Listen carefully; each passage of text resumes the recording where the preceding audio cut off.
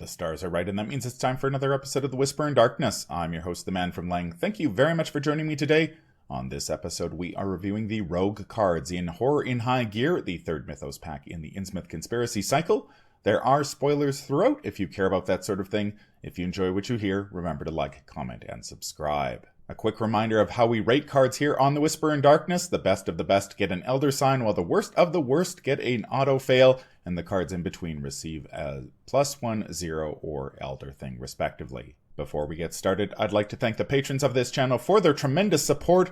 The Arkham Horror LCG community is amazing, and these people have gone above and beyond to bring you content like these player card reviews. If you'd like to support the channel's goals and see your name on this list, head over to patreon.com, sign up for a tier of your choice, and claim your rewards. That would be awesome. Without further ado, let's get started. The first rogue card in the pack is Reastrad. It is a free event that costs 1 experience point. It has 2 combat skill icons, the Spell, Spirit, and Cursed traits. Fight. When you initiate this attack, add up to 3 curse tokens to the Chaos Bag for each curse token added to the Chaos Bag. In this way, you get +1 combat and deal +1 damage for this attack. Man, a free event with 2 combat skill icons that synergizes with Crystallizer of Dreams. There are a lot of good things that you could do with an event like this in the right deck. Oh, definitely. The fact that it costs 0 is also great. It's got great icons. Like I was saying before we started recording, even if you're just playing this card as an overpower, it's still good because if you happen to draw it late game against a boss, you can just put those tokens in the bag and deal potentially 4 damage and never see one of those tokens ever again. So There's a lot to like about this card. Yeah, I mean, the spell trait is probably the trait that has the best synergy, I think, in the game, at least in terms of cards that can use it. We've got like Arcane Initiate and Diana and Divermus Mysteris. The Spirit trait, of course, synergizes with Calvin, which is kind of interesting. I'm not sure Calvin has a ton of good ways of adding a bunch of curse tokens, but perhaps there's something there. But I mean, we talk about payoffs for these curse tokens, and I think trading 3 curse tokens for +3 combat skill value and +3 damage is a very good deal. And then if you play this in combination with the Covenant, one of the Covenants, to mitigate the impact of those tokens if and when you draw them, that this is a winner all round. This is just a huge slam dunk win for me. Yeah, my only disappointment with it is that as a fan of Marie Lambeau, it does synergize with her spell trait, but poor Marie she's only got a combat skill value of 1, and this is a fight action, so it will, I mean, if you throw enough curse tokens in the bag, you can boost her to a 4, but I would, starting at a 1 is not a position I really want to be in. So do you think this is worth an Elder Sign? Ooh, or does it, is +1? I think +1 is more appropriate.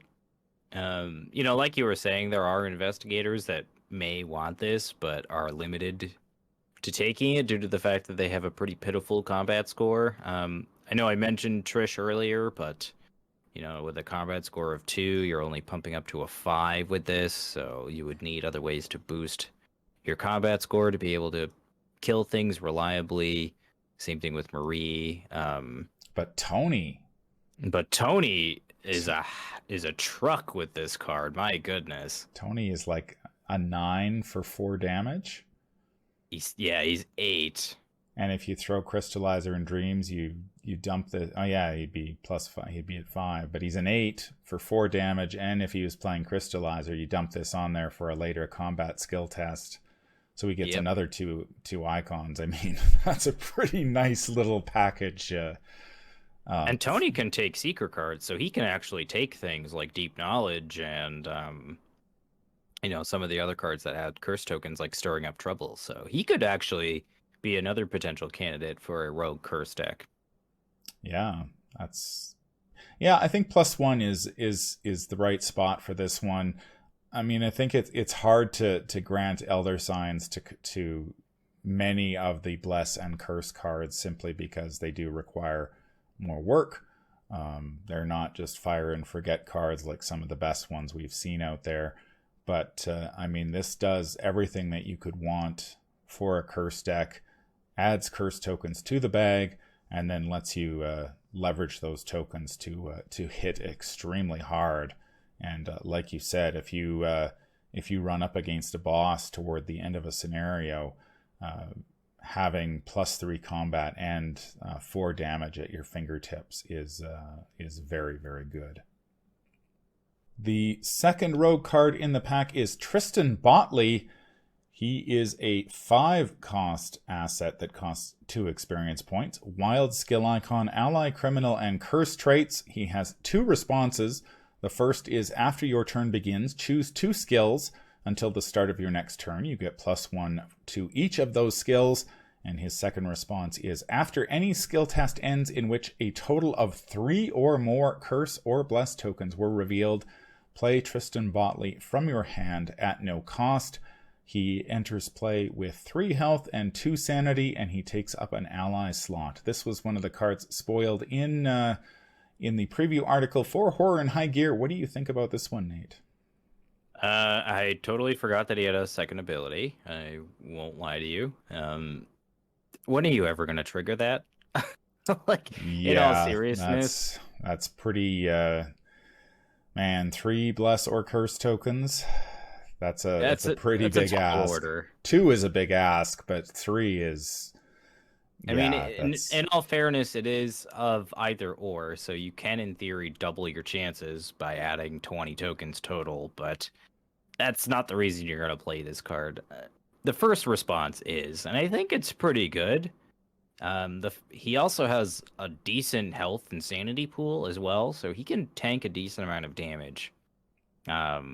He's also one of the few rogue cards that actually can boost your willpower, so that's nice. The fact that he's modular in the skills that he can boost, I think, is his strongest trait.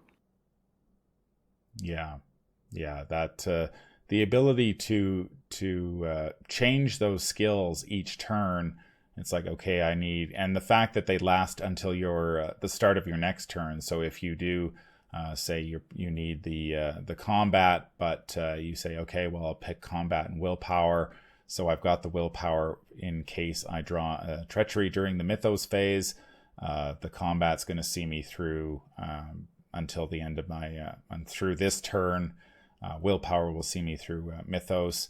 I love that sort of flexibility. I guess the big question for me is whether that response is good enough to make you want to spend the 2 experience points on this guy, or whether you're going to save it for Lola or Delilah, who seem to be the rogue allies of choice of late. Yeah, and that's kind of where I fall with this card too. It's like, he also costs 5 resources, so it's like, if I'm going to play a big expensive ally, do I play this or do I play Leo DeLuca, which is another really good rogue ally? Yeah, rogues have a lot of very solid allies right now, and 5 resources for dial a skill is kind of nice, but...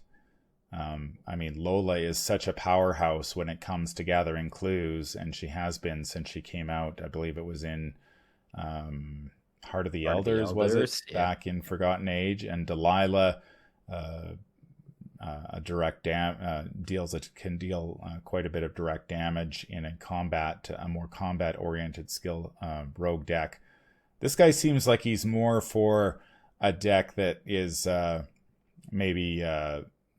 an all-rounder where you're not so much specializing in either investigation or combat, and you just want an ally who's a little more flexible. Maybe this is your go-to, but then, I mean, we've had Leo DeLuca around since the core set, and getting that extra action every turn is pretty hard to turn down, and I've used Leo in many a rogue deck and still will gravitate towards him given the chance. And honestly, I think I'd prefer to have the extra action rather than the skill boost most of the time.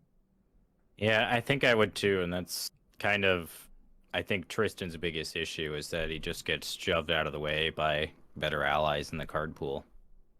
Yeah, and I wonder how much you're like that second ability. It's just so corner case that I wonder how much you're paying for that. Like whether you're paying for that in the experience point cost of this card, because compared to other responses that are available on some of the other rogue allies, it's just, I mean, yeah, you could potentially trigger this, but most of the ways to do that involve drawing multiple tokens, and the most reliable way of drawing multiple tokens is another ally, in Olive. So then you need charisma in addition to that, and it's I don't know. I think I would probably put this guy at probably a 0. I think his ability is good enough that if I was playing a deck that was trying to be good at doing everything, or I needed to fight and investigate a little bit, I might consider this guy. But I don't know. It's tough to. There's so many very solid rogue allies that this guy is sort of. I'm not sure he does enough.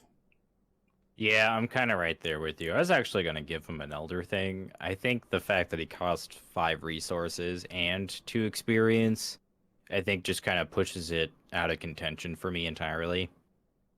Yeah, I could definitely see that. I guess the only reason I'm not prepared to, I don't think I'm prepared to go that low, simply because rogues do have pretty good resource generation. So the 5 resources, I mean, in any other class, that would probably, this card would be just not good enough to make the cut in the ally slot. But I think in the right build, you might be able to get some decent value out of this guy. But it's just there are a lot of good rogue allies, and if this guy had a different second ability that wasn't necessarily playing him for free, he's got the soak. 3 health and 2 sanity is no joke, and adding, being able to pick your skill icons each turn, depending on what you need, is very good as well. Yeah, my rating isn't based on his power level. It's just based on all the circumstances surrounding him, unfortunately. That's going to do it for our look at the rogue cards in Horror in High Gear. Another mixed bag here. We have Riastrad, which is excellent in a very combat-oriented rogue deck. You're going to get the added combat skill value, the extra damage, and if you're playing with the curse mechanic, you get a couple. You can get some curse tokens as well. And even if you don't, a free event that costs 1 experience point with 2 combat skill icons is pretty nice. And then Tristan, you are able to dial up your skill, but yeah, he is pretty pricey. Any final thoughts, Nate? No, I think the rogues are pretty cut and dry in this pack.